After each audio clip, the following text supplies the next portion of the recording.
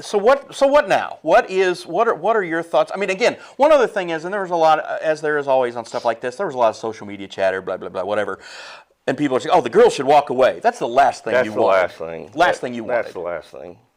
I mean, you wanted them to play. You support the new coaches. You want it to go. If I found out if I caught wind of that there was a move for those girls, I would be the first one to step in front of them and says, "You're playing." And that's what you told them that night after the thing, when they're all standing there crying, and you're saying, go work hard, play hard, I mean, you were saying all the stuff a guy who actually gives a damn says, and a guy who's a me guy would have said, "Oh yeah, sure, everybody go sit down and let's just fold the program," but that's not what you want, and that does the girls, it does nobody any good. My goal is to make sure that the girls and the baseball team get what they've earned, not necessarily what they deserve, because quite frankly, under Title IX, both programs together, just quick calculation, they deserve about an $8 million project. I have, from almost day one, tried to tell every athletic director that I've had that your philosophy on how Title IX works is completely wrong. It is not sport to sport. It is across the board.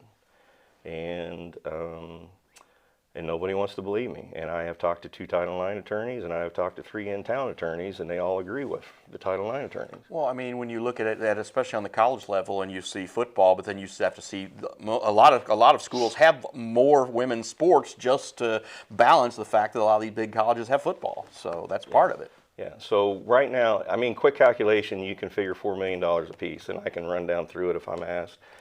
But some of the other things, but what I wanted to get to also and bring up is the softball program and baseball program is treated completely different. I have said for years that the softball and baseball program is treated equal to an elementary or less than an elementary playground.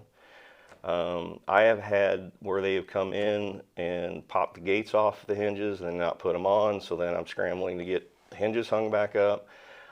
We just had a situation where I had a pitching screen that we left on the field for people when they came out and use it, because I had parents bringing their kids out to hit on the field and stuff like that, and you'd tip it over, so with the wind and everything, they got into it with lawnmowers and chewed it up, and nobody said a word to me.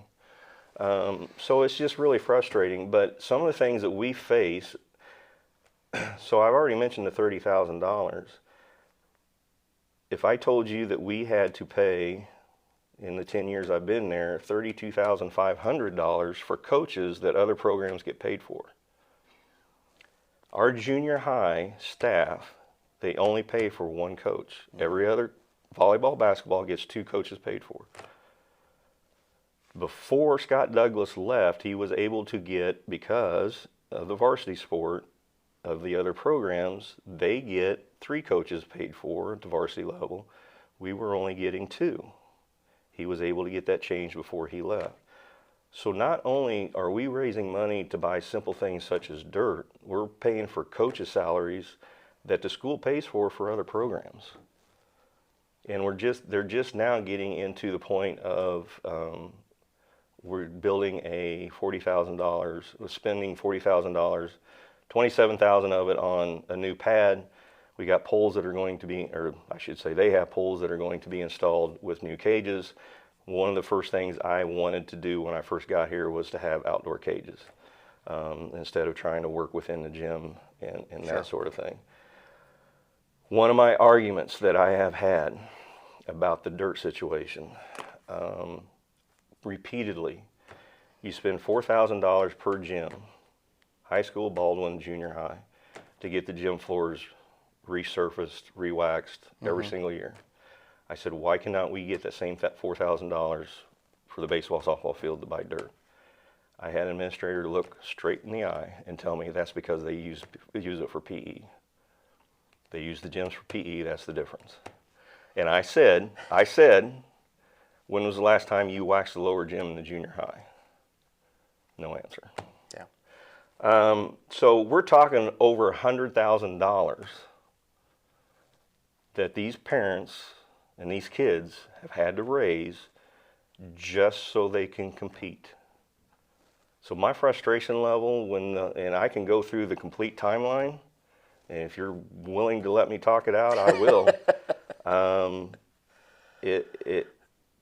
you will see why, with this in the background, and then you put it with the things that I was told, why I just hit a boiling point. Well, I can certainly appreciate and understand your frustration. It's got to be really hard, and I get it. And, again, the whole thing is when we talk about, covering sports here and all that, and, these kids all work so hard, and these kids are all just trying to have fun. And I know some of them have college ambitions, but most of them don't go to college. And you're just trying to provide, some life skills, some life lessons and things like that. Just to have a good time and have a good program. And again, I mean, I know you feel like you have made some strides in this program.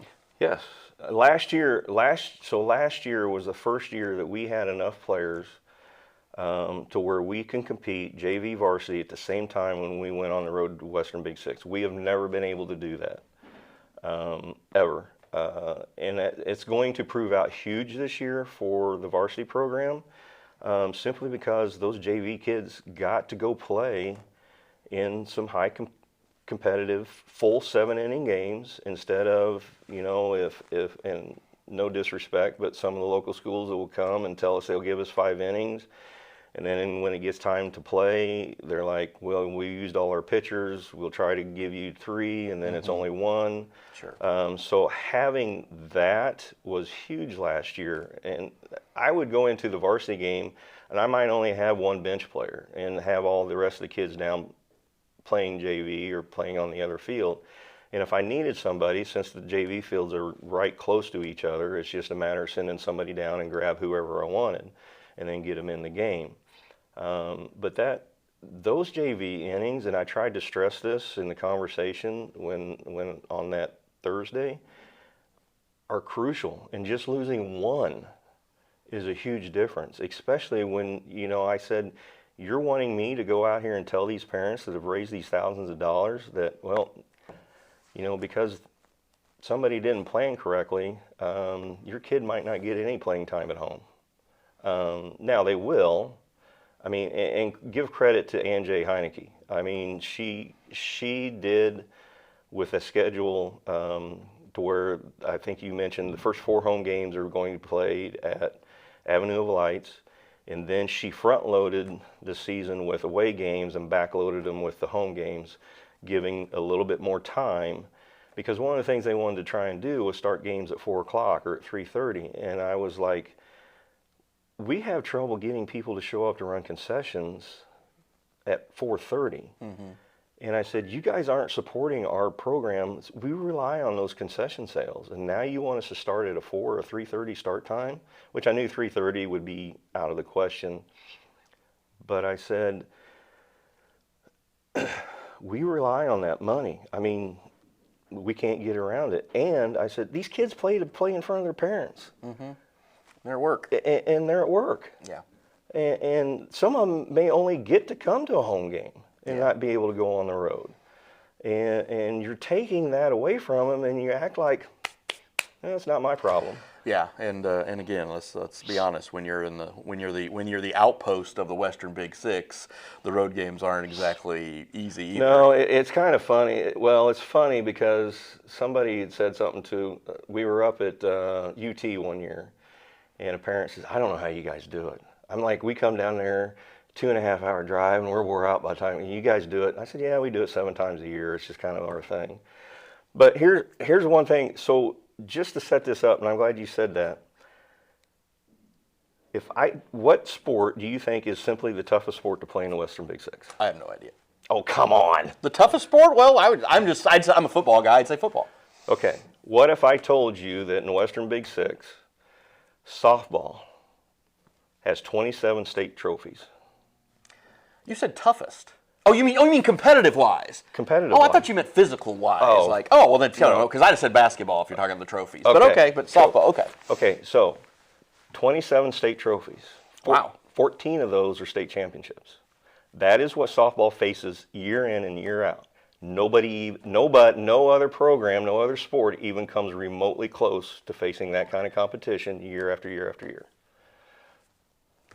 So those innings, not having those lights, a lot of people think, well, it's just 1 year. Well, here's the thing. So when I'm in the meeting with there on the 23rd, I'm actually feeling somewhat decent by the time, we get past the first 10 minutes and, everybody kind of settles in, and we're talking about what we would need to do as far as the next week, getting together with Chris and starting to work on the schedule and blah, blah, blah. We get to the end, and I asked Chris and Jody, I said, what is the plan if the life safety money does not get approved? And the response was, we have no reason to believe that the life safety money will not get approved. I said, what is the plan if the life safety money does not get approved? Yeah, you don't rely, relying on the state of Illinois for anything surefire is, flip a coin. And didn't have an answer. And then that's, the meeting ended, and I got up and left and went out to the weight room as I had kids out there working out. So, one of the things that really irked me was, so in early spring last year, I show up to get the field ready for practice, and there's a surveying group. So I asked them, I said, what are you guys surveying? And they told me, and they said, well, it's for some project that they're talking about and thinking about and blah, blah, blah. I said, okay. So I went in, confirmed it, yeah. So what we're thinking about is redoing turf for both fields and doing maybe a building for practices and locker rooms outside to get you guys. Oh, great. Okay. So didn't think much about it. So I show up in middle of May, and I arrive at the field, and there's 4 people standing out by the junction boxes. One's Matt McClellan, then AD, Riley Kane, who is the guru of electronics for QHS, and then 2 other gentlemen who happened to be Musco Lighting. So they were taking them around, and they were discussing the lights and the situation as far as what they're thinking and planning, and they were asking as far as power feed and where it comes into the school and everything else. I'm like, okay, well, that, if you're going to put new turf down, it would make sense to go ahead and do new lights. So then, June, July goes by, August goes by, we're in our junior high season, and then that's when I get the email that they want to have a meeting to discuss the application of dirt. Great. I mean, we won't have to spend $4,000 on dirt this year. That's awesome. So we have a meeting on September 5th to discuss dirt. We get done. We come to how much baseball needs to get, because baseball needs a lot more than what we needed, because obviously I kept mine up. Arranged the situation. Ryan, Claire agreed to it. We get done. And I looked over at Coach Lawson and I said, have this whole thing, this project with the turf and the construction, I said, has anybody talked to you to get your input? He said, no. So I looked at Ryan Claire and I said, Ryan, I said, when do we, the foremost knowledgeable people who know about turf, know how it's going to apply to what's going to be best for the situation here, how it's going to apply to our seasons, and that's when do we get pulled in to ask and get our input? He looks ahead, pushes his glasses up on his nose, he says, you'll be brought in when it's time to pick your logo. I said, okay. I said, the reason I ask is, I said, I know lights are on the agenda. I said, I don't need lights. Now this is before, then I soon find out. I said, I don't need lights. I would rather take the $200,000 that you're planning on lights and applying it to my turf field or to a turf field to where it's a full turf and not just a turf infield. Right. Then that's when I'm told that the lights are completely separate from the rest of the project. And I said, well, can you explain? He said, we have somebody coming in next week to inspect the lights. If they are deemed unsafe, they literally have to come down the next day. Not 5 months later, the next day. And he phrased it 3 times. I said, okay. I said, so then what's the plan then? He said, well, life safety money comes in, we get in, we'll get the lights put up and get them put in place. I said, okay, that sounds reasonable. Now, the reason why I bring this up is a lot of people don't know this. So I knew what the answer was going to be when I asked him when we get brought in for our opinion, our input, being the two most knowledgeable. Back when the new track was being built, Matt McClone was the head track coach. He had went, I believe, twice, maybe 3 times, to ask to be brought in to the project, to review the drawings, discuss, and just be involved so he knows instead of hearing it through third hand. He was denied. Wasn't he the athletic director? Not then. He was the head track coach. Oh, okay. So he was denied. So he's out. Their track's under construction. He's out. It's getting built. He happens to look and measures the pit length is too short. Yeah, I remember that.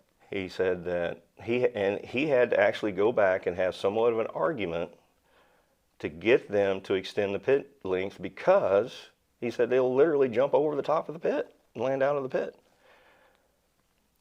So because they would not bring him in, it cost them an extra $12,000 on the project. Now the decision was made to go with the thinnest mill covering for the top of the track. They just replaced because it got tore up the first year. And I know there's 2 other tracks in this area that were built the same time. One I know for sure was built by the same company who didn't go with the thinnest, and their tracks still look brand new. The philosophy at QHS is to go as cheap as possible. Put new siding, paint the windows, make it look nice. We'll worry about it down the road. So anyway, we have that discussion. I'm like, okay, that sounds fine. So get to October 23rd. Get called in to discuss the girls' varsity locker room, changes that are going to be made there.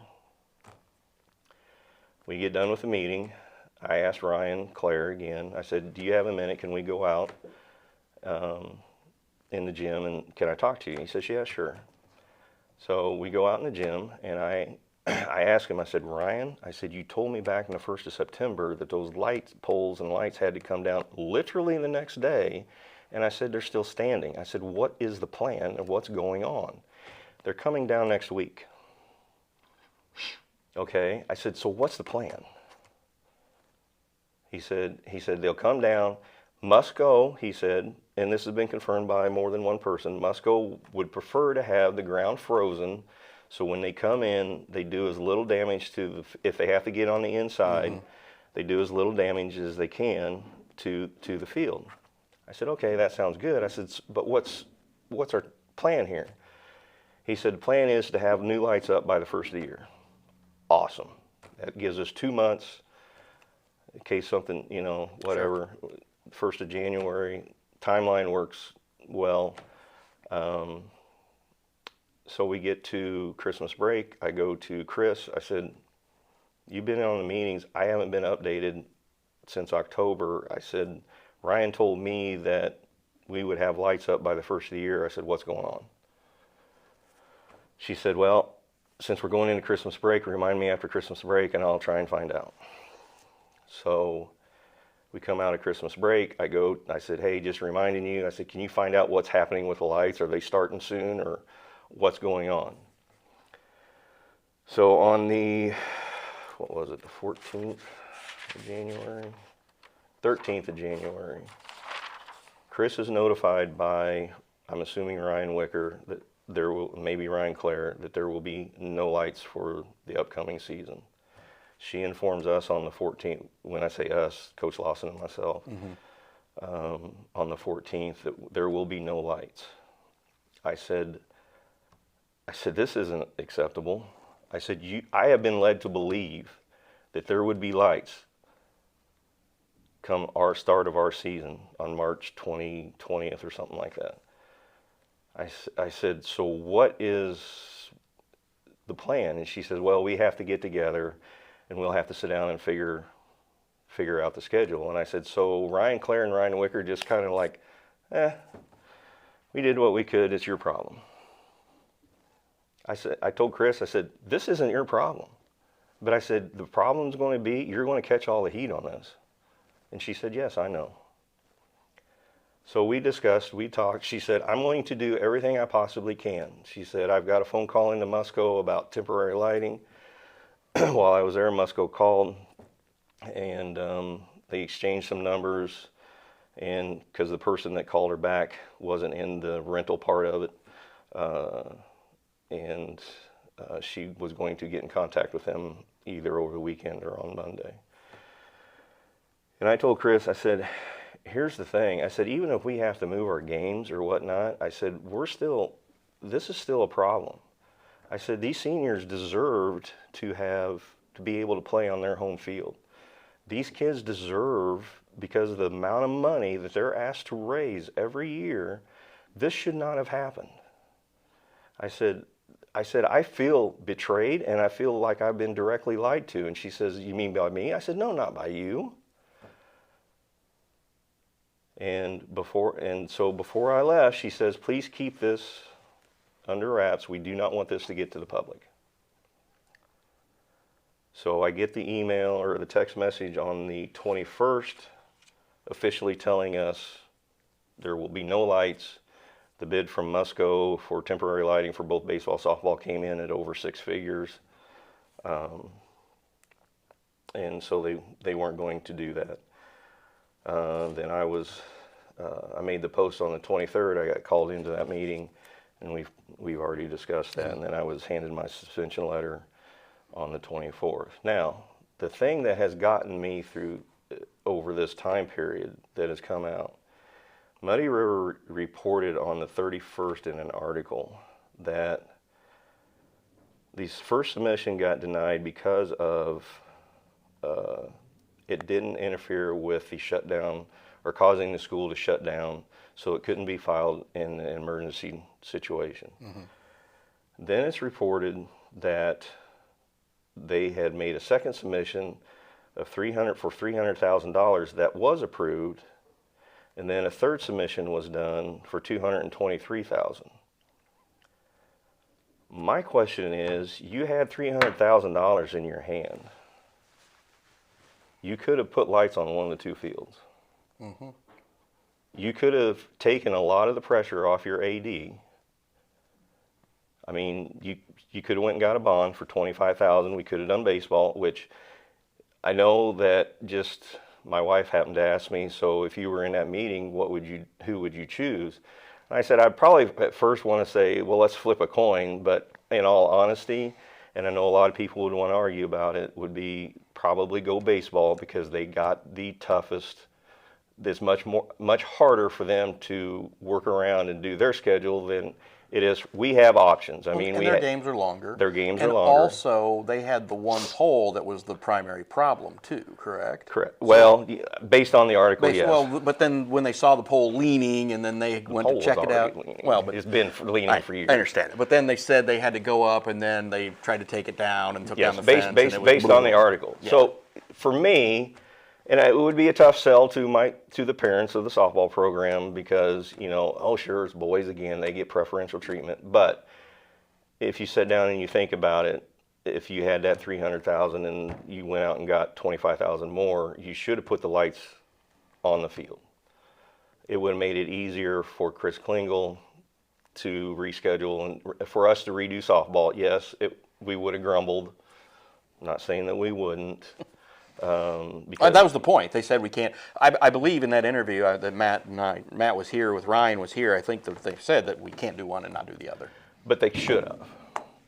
In my opinion, they should have. Or as you guys brought up last week, Ryan Wicker could have went to the board and asked for a bond. If they had $300,000, they could have asked for $225,000. Yeah, absolutely. It's not the full $500,000. Yeah. And this could have been done knowing that, because they were confident that they would get the life safety money passed, then once that was received, you pay off your bond. Yeah. So, you could have done it and held on for 6 months, and all this would have gone away. Well, I think... Now, the only other thing... One more thing, that we got to put a wrap on this, so... time-wise, I got other stuff to do. We got other shows coming in and scheduling. That's fine. It's nothing personal. I could sit here and talk to you forever. The only thing that I was going to add was, in your article, Ryan Clare says they didn't get the quote from Musco until October. If they did, how did I know my lights were going to cost $200,000 in September? Okay, well, we'll ask him to follow up on that. So, Daryl, I appreciate your time. Sure. You said you had one more thing. No, that was it. That was it? Yep. Thank you, and I want to credit Casey. Yeah.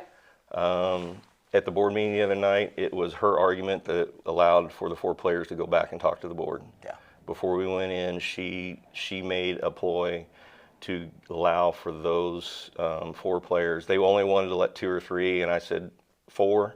I said they're already nervous. I said they need the support. Yeah. But it was her that got them at least access to go back and get some of it off of their chest. I did? Yeah, now I remember my one more thing. What now for you? Well, I don't know. I just found out I've been helping John Wood softball. If you know Kelsey Thompson, mm-hmm. Okay, she was an assistant for me for 1 year. And she reached out to me in August, I think it was, and said, I know nothing about pitching. Is there any way you can spend some time and let me stand and listen to you? And I said, yeah, sure, fine. So I was going out to John Wood whenever I didn't have high school stuff, once, maybe twice a week, just to help with the pitchers, to kind of, talk to them and go through what they knew, what I saw, and that sort of thing. So then obviously when I got suspended, just to kind of keep active and things, I started going every day. So, well, this past Saturday, they had a game down in Centralia, Illinois, and the assistant coach, Coach Sky, was not able to go. So I volunteered to go, and it was fun. I enjoyed it. I have had a few offers. Do you know Brian Wassman? Oh, yeah. So Brian said he got a phone call from somebody wanting to know about that HENZE guy. You think he could coach baseball? And he said that he told him, says, I don't think baseball is his. I mean, he could coach baseball, but I don't think baseball is his thing. So right. I don't know. I'm going to take some time to think about it. There are a couple high school offers that I shouldn't say offers. Inquiries, sure, that are somewhat intriguing, but my first plan of action, as I said earlier, I want the program to stop being treated like it's a playground and get what they've earned and be treated like they are part of a varsity program, both them and baseball. I mean, they took the school came in and took the JV baseball field away from them, promising that they would rebuild it, and they never have. That was when they did the expansion at QHS. Correct. And they tore down a brand new concession stand that was built and never offered to reimburse them the money for the materials. Something needs to change. I have a whole bunch of other stuff that I could get into as far as my feelings on the board and personnel and things, and if you ever need a guest for your club money thing, just let me know. Well then, yeah, because I'm sure Ashley and Brittany would like to spend the same time that I did here with you. So Daryl, thanks a lot, man. Yep, I appreciate it. No, thanks, sir.